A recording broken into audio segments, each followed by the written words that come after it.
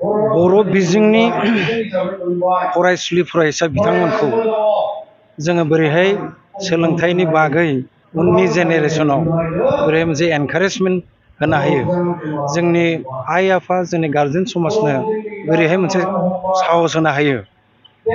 जोंहा खुंथाइ काउन्सिल मोननायनि उनाव बर' कसारि अनसाय गावहायोरि खुंथाइ मोननायनि उनाव जोङो सोलोंथाइ बिफानखौ अग्राधिकार होदों, टप प्रायरिटि होदों आरो जोङो बड'फा उपेन्द्रनाथ ब्रह्म सोलोंथाइ बिथांखि होननानै मोनसे जों फोसावदों।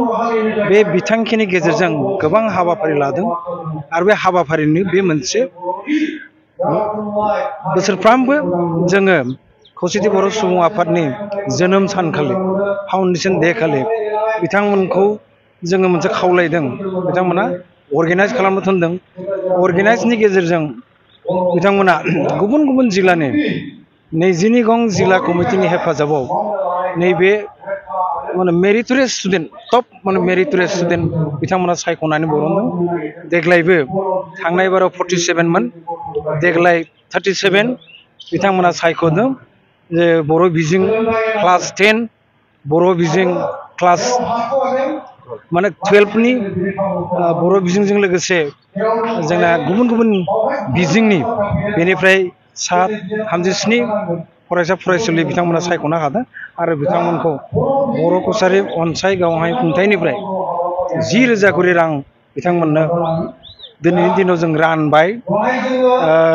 जों बे हाबाफारिनि गेजेराव नोंथाङा जेरै सोंदों, नोंथांमोना जेरै मिथिनो लुबैदों, जोङो जोंनि बे बर' कसारि अनसाय गावहाय खुंथाइनि जानाखि गुबुन गुबुन गामि, बे गामिफोरनिफ्राय बिथांमोननि गेजेरजों जों काउन्सिला जे सोलोंथाइ बिफाना जे बेखौ बयनिख्रुइ अग्राधिकार होदों, माने टप मोनसे प्रायरिटि हिसाबै जों आवगायदों। ओंखायनो बड'फा उपेन्द्रनाथ ब्रह्मनि जा सोलोंथाइ बिथांखि काउन्सिलनि एजुकेसन डिपार्टमेन्टनि बेनि गेजेरजों जोङो हायार स्टाडि फरायनो थांनाय बिथांमोननोबो जों रां मदद होबाय थादों। बेजों लोगोसे जोङो बर' लेंगुवेज लार्निं सेन्टार जोङो खुलिनानै जोङो बे हाबाफारिखौ खौसेथि बर' सुबुं आफादनि हेफाजाबै जों मावगासिनो दङ।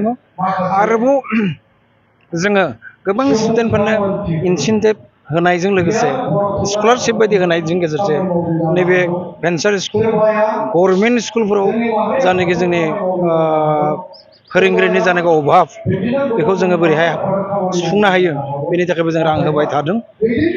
थांनाय बोसोरनिफ्राय आसाम डाउन टाउन इउनिभारसिटियाव स्पेशल एन्ट्रेन्स एग्जामिनेसन खुंनायनि गेजेरजों जोङो थांनाय बाराव 72 जोङो फरायसा फरायसुलिखौ जों एडमिसन होदों। देग्लायबो जोङो 46 स्टुडेन्टसखौ जोङो एडमिसन होगोन आसाम डाउन टाउन इउनिभारसिटियाव। नैबे खौसेथि बर' सुबुं आफादनि जोनोम सानखालि बेफोर हाबाफारिखौ जों आरोबाव जोंनि खौसेथि जोंनि जानाखि जेंनाफोरखौ सावरायनायनि गेजेरजों जों बोरैहाय आवगायलांनो हायो, बे हाबाफारिनि गेजेरजों जों नाजाबाय थादों। दिनै बे हाबाफारिखौ नलबारि जिल्लानि नैबे सागरकुसिनि दुर्गा मन्दिरनि जानाखि रायजोनि जानाखि मोनसे हल आरो बे लांगोनायाव बे गेलेग्रा फोथाराव जों फुंनिफ्राय खुंदों। जोङो फ्लेग बिरहोनायनि गेजेरजों खौसेथि बर' सुबुं आफादनि जोंनि जेंनाफोरखौ सावरायदों। जों आसाम डाउन टाउन इउनिभारसिटिनिफ्राय 3 रिसर्स पार्सन बिथांमोना दैथायहरदोंमोन। थांनाय बोसोरावबो बिथांमोना थांदों। आसाम डाउन टाउन इउनिभारसिटिजों जोङो फ्रि एडमिसन होनायनि गेजेरजों बिथांमोनजों जोङो सोलोंथाइखौ बोरै लांनो हायो बेफोरखौ जों मावगासिनो दङ। देग्लाय मोनसे आरोबाव हाबाफारिया जोंनाव मोनसे खाबु रोखोमै फैदों काउन्सिलाव। बिटिआरनिफ्राय बड'लेण्ड टेरिटरियेल जानाखि रिजन बिटिआर सरकारनिफ्राय जोंनि काउन्सिलखौ मोनसे थिनदों जे नोंथांमोनाबो जोंनि बिटिआर सरकारा जेरै सुपार 50 मिशन लानायनि गेजेरजों आवगायलांदों, बे सुपार 50 मिशनाव बर' कसारि वेलफेयार अट'नमास काउन्सिलनि सिङाव थानाय गामिफोरनिफ्रायबो 20सा हायो ना 30सा हायो एन्ट्रेन्स परीक्षानि गेजेरजों जों सायख'गोन।